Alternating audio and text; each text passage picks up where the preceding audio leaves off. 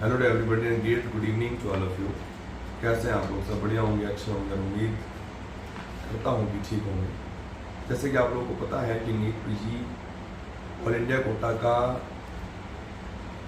Registration start हो गया है और इसके स्टार्ट हुए आज 4 दिन हो गए हैं, लेकिन अभी तक काउंसलिंग शेड्यूल नहीं डिक्लेयर हुआ है। उम्मीद की जाती है कि 2-3 दिन में शेड्यूल भी डिक्लेयर हो जाएगा और जो पहले जो शेड्यूल आया था वो लगभग फेक था, ऐसा प्रतीत हो रहा है। चॉइस फिलिंग उसमें 23 से स्टार्ट किया, 24 हो गई, कोई नोटिस आया नहीं है। इसके अलावा आज मेडिकल काउंसिल कमेटी की विंडो पे रीसेट का ऑप्शन ओपन हो गया।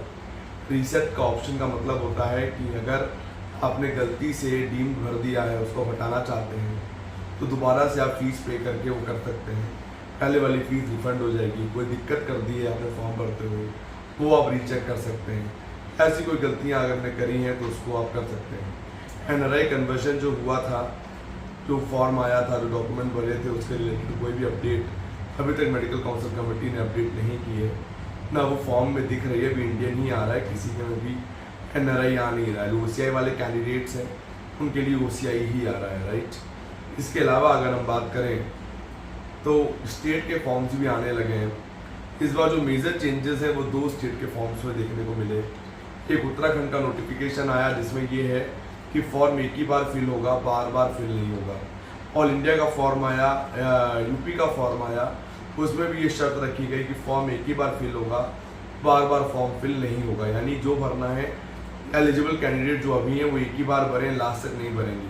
अगर कट ऑफ रिड्यूस होती है, परसेंटाइल डाउन जाती है, उससे हम दोबारा से विंडो खोलेगी और दोबारा से आप फॉर्म फिल कर सकते हैं। और डिपेंड करता है पुराना कट ऑफ देख के। उत्तराखंड की तरफ काफ़ी ज़्यादा इंक्लाइनेशन है कैंडिडेट्स का और वो उत्तराखंड के ही भरोसे रिलाई कर रहे हैं। तो थोड़ा ये डिसीजन लेने से पहले एक बार सोच लें, क्योंकि जब कोई स्टेट लास्ट ईयर के कट ऑफ को देख के आगे भागती है तो अगले साल उसमें नेगेटिव इम्पैक्ट ज़रूर आता है, ऐसा देखा गया है। इसीलिए अगर आप थोड़ा इसको एनालाइज कर लेंगे डीप थॉरो तो शायद बेटर होगा। मेरे बोलने से कुछ होता नहीं है, नहीं मानना आपके ऊपर है, लेकिन ये रियल फैक्ट है। And always you need a backup plan always. Maharashtra का डिसीजन जब तक वहाँ की एसएमएल नहीं आती तब तक आइडिया नहीं होगा। वहाँ नया कोटा भी अनाउंस हुआ है तो उससे कितना फर्क पड़ेगा वो भी देखने वाली बात है। आईक्यू कोटा में लोग 4-5 साल पहले कम जाते थे, अब बहुत ज़्यादा जाने लगे। इवन एनआरआई कैंडिडेट्स भी काफ़ी ज़्यादा महाराष्ट्र में आते हैं, बाहर से भी और इन हाउस भी। ये सारे फैक्टर्स आप जितना जल्दी देख के एनालाइज कर लें उतना बेटर है। हिमाचल का भी फॉर्म ओपन हो गया है, हिमाचल का भी नोटिफिकेशन आ गया, फॉर्म ओपन हो गया है। उसकी सिक्योरिटी फीस 5 लाख रुपए है, लेकिन is in the round 2, not in the round 1। अब इसके बाद एक न्यूज़ जो बहुत तेज़ी से फैली है कि 4087 सीट्स इंक्रीज हुई हैं, ऐसा ट्विटर पे पोस्ट हुआ है ministry of health and welfare के द्वारा 24-25 के लिए। लेकिन अगर हम विंडो को तलाशें एनएमसी की या कोई भी हम ऑफिशियल साइट देखें तो वहाँ कोई भी डेटा ऐसा अवेलेबल नहीं है। इवन अगर मैं डीम्ड यूनिवर्सिटीज़ की कुछ की फीसेस आई हैं जिनके साथ सीट मैट्रिक्स भी आया है, तो भी अगर देखें तो उतना ज़्यादा इंक्रीमेंट देखने को नहीं मिला जितना 4000 के हिसाब से देखने को मिलता। वी आर एक्सपेक्टिंग कि 2000 या 2200-2500 तक होगा, लेकिन 4000 अगर हो जाता है और गवर्नमेंट की अगर उसमें 2000 भी बढ़ती हैं और 1000 सीट भी ऑल इंडिया में आती हैं तो लगभग काफ़ी बड़ा इम्पैक्ट दे जाएगा कट ऑफ्स को। कॉलेज में भले ही नए होंगे लेकिन कट ऑफ में इम्पैक्ट दे जाएगा। इवन जहाँ पे न्यूक्लियर मेडिसिन बड़ी लिमिटेड सीट्स हुआ करती थी, अब सुने कि उसकी 15-16 सीट इस बार बढ़ रही हैं। रेडियोथेरेपी में भी इंक्रीमेंट देखने को मिलेगा, ऐसी ब्रांचेस में देखने को मिलेगा। अब कॉलेज वाइज आप नहीं बता सकते। एक सज्जन थे जिन्होंने अपनी वीडियो में कहा था कि ऐसे मत बताओ सीट बढ़ी, कॉलेज वाइज बताओ। तो मैं उनसे कहना चाहूँगा कि जरा आप भी बता दें कि कॉलेज वाइज कहाँ बढ़ी है, जो अभी फिलहाल नहीं, आइडिया ही नहीं लग रहा, मालूम ही नहीं चल पा रहा है कि वो कहाँ बढ़ी है। जैसे ही वो अपडेट आएगी वो भी देंगे। डीएनबी में ज़रूर बढ़ी हैं और दिख भी रही हैं। लगभग 130 इंस्टीट्यूशंस हैं, एग्जैक्टली 138 है, लेकिन 130 का तो कंप्लीट डिक्लेरेशन है कि ये बड़े ही बड़े हैं, डीएनबी डिप्लोमा दोनों मिला के। अब इनमें कौन सी ब्रांचेस कितनी बड़ी हैं ये देखने वाली बात होगी।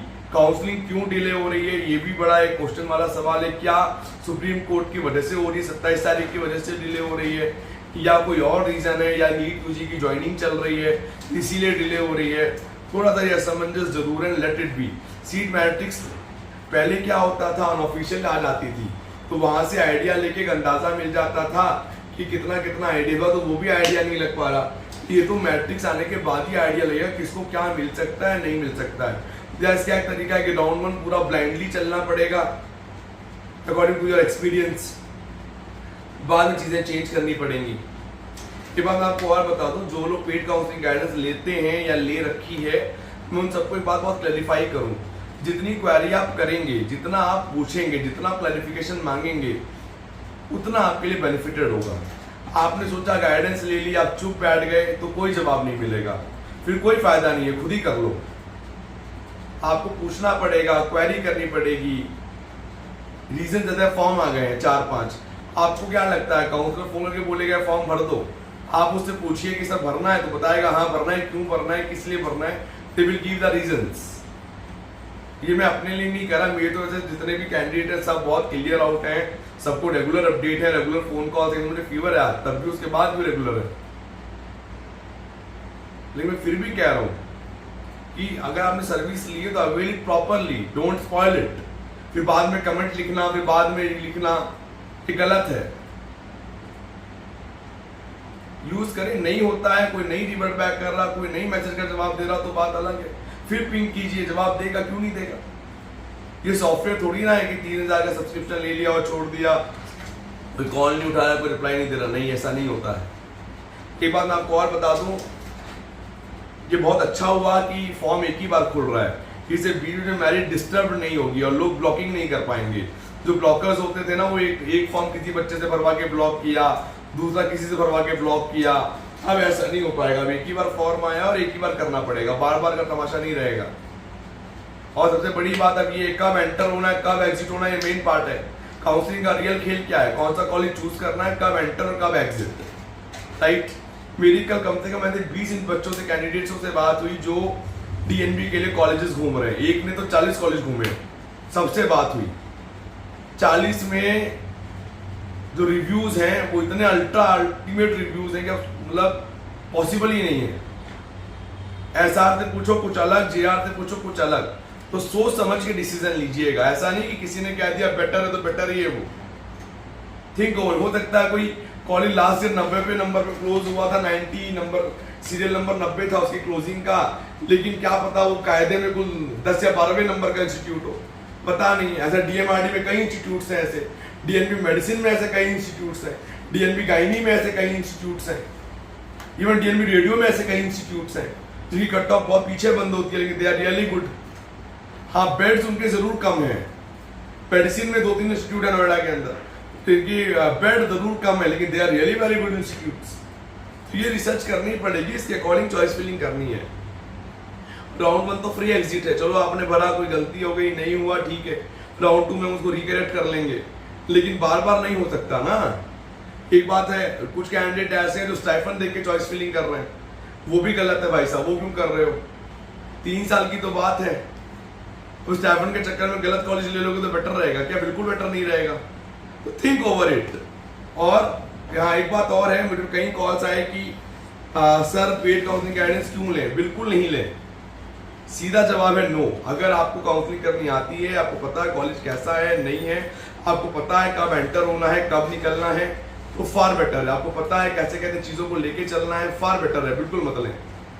नहीं है, डाउटफुल है, तो सीनियर से पूछें, सीनियर भी एक अच्छा जरिया होते हैं, उनसे पूछें, फैकल्टी से पूछें, उनसे भी नहीं समझ में आता देन काउंसलर्स को अप्रोच करें, क्योंकि काउंसलर्स की एक अमाउंट होती है, वो काफी हेफ्टी लगती है लोगों को। You can ask them also. मैं आपको जेन्युइन बता दूं, मैं ऑफिस में लगभग 350 मीटिंग्स कर चुका हूं, जिसमें मैंने लोगों को प्योर क्लैरिफिकेशंस दिए हैं क्या लेना है। ऐसा तो नहीं है कि 350 ने सब्सक्राइब कर लिया होगा, ये तो लिमिट भी नहीं है हमारी, ना इतनी मेरी कैपेसिटी की मैं तुमसे बात कर पाऊं। You have to correct yourself कि जब आप काउंसलिंग करेंगे तो कैसे करेंगे, बार बार नहीं होगी। जैसे 4 फॉर्म आए, मैंने कई फॉर्म देखे टेलीग्राम पे, मैंने हिमाचल भी भर दिया, यूपी भी भर दिया, उत्तराखंड भी भर दिया, राजस्थान भी भर दूंगा। सब भरने से कॉलेज मिल जाएगा? या सब भरने से चांस बढ़ जाएंगे? बिल्कुल नहीं बढ़ेंगे चांस। चलो राउंड 1 तो फ्री एग्जिट है, राउंड 2 में तो पैसे डूबेंगे डूबेंगे। 2 जगह 3 जगह फॉर्म भरा, एक जगह गलत है तो पैसे डूबेंगे नहीं डूबेंगे? एकदम डूबेंगे। क्यों डुबाने में पैसे? 2 लाख फ्री के आ रहे हैं क्या? 5 लाख फ्री के आ रहे हैं? राजस्थान में सुनने में आ रहा है कि तो 5 लाख हो जाएगी सिक्योरिटी फीस, क्योंकि यूजी में है 5 लाख, हिमाचल में है 5 लाख राउंड 2 से। तो think over it and take a wise decision over it. कोई डाउट है, कंफ्यूजन है तो गिवन नंबर पे कॉल कर सकते हैं, पूछ सकते हैं। मैं शायद ना बात कर पाऊँ, पेड गाइडेंस के लिए आप स्टाफ से कोऑर्डिनेट कर सकते हो। मैं पर्सनल नंबर देंगे तो बात करूंगा। मैं सारा ध्यान उन कैंडिडेट्स पे जो मेरे सब्सक्राइबर्स हैं, पेड कैंडिडेट्स हैं। 24/7 हम रिवर्ट बैक करते हैं। व्हाट्सएप में आधा एक घंटे का गैप है रिवर्ट बैक में। कॉल्स मिस कॉल है तो आधे घंटे में कॉल बैक है। पूरा ध्यान उसी तरफ है, क्योंकि कई कॉल्स आती है, आप कॉल नहीं उठा पाएंगे तो क्या होगा? बेवकूफ़ नहीं हूँ, कॉल नहीं उठा पाऊंगा तो क्या होगा? अगर आप मेरे सब्सक्राइबर हैं आप मेरे, तो मैं ज़रूर उठाऊंगा और मैं आपको पूरा टिल लास्ट में आपकी हेल्प करूंगा और आपको बताऊंगा क्या करना चाहिए और क्या नहीं करना चाहिए और कैसे करना चाहिए। एक सवाल और था कि सर आप बाकी काउंसलर से कैसे बेटर हैं? बिल्कुल बेटर नहीं हूँ भाई साहब, वो सब फार बेटर हैं। आप बात कर लें, नॉलेज ले लें, अंदाज़ा ले लें और खुद जज कर सकते हैं कौन बेटर है कौन बेटर नहीं है। खुद कहना कि मैं बेटर हूँ नहीं हूँ, ये कोई आंसर नहीं है, ना कोई क्वेश्चनेबल सवाल है। सबकी अपनी नॉलेज है, सबके अपने टैक्टिक्स हैं, सबके अलग हैं। मैं जो रैंकर्स 1 लाख 1.5 लाख से ऊपर है उनके लिए मैं नहीं हूँ। क्यों नहीं हूँ? क्योंकि मैं ये नहीं कहता बुकिंग करा दूंगा, मैं ये नहीं कहता कि सीट बुक करा दूंगा। मैं सिंपल कहता हूँ जी काउंसलिंग करें, एनआरआई डॉक्यूमेंट लेके आए, पहला पेमेंट एनआरआई में कराएं और जनरली एडमिशन ले लें। ये मेरा टेक्निक है, तो सच है, वो सच को आँच नहीं। आज झूठ बोलेंगे, जो काउंसलिंग होगी तब मालूम चल जाएगा। तो बस भाई कोई डाउट है, कंफ्यूजन, तो गिवन में कॉल है, व्हाट्सअप कर सकते हैं। ऑफिस में लगभग अभी नेक्स्ट 2-3 डेज शायद ही आऊँगा, शायद नहीं आऊँगा। एक बार अपॉइंटमेंट लेके ही आना अगर मिलने आना है तो, और गाइडेंस लेनी हो तो मेरे गिवन नंबर पे व्हाट्सअप कॉल करके ले सकते हैं, वेबसाइट से भी ले सकते हैं 9675200801 9690796426। So bye bye, take care, have a great day, bye bye.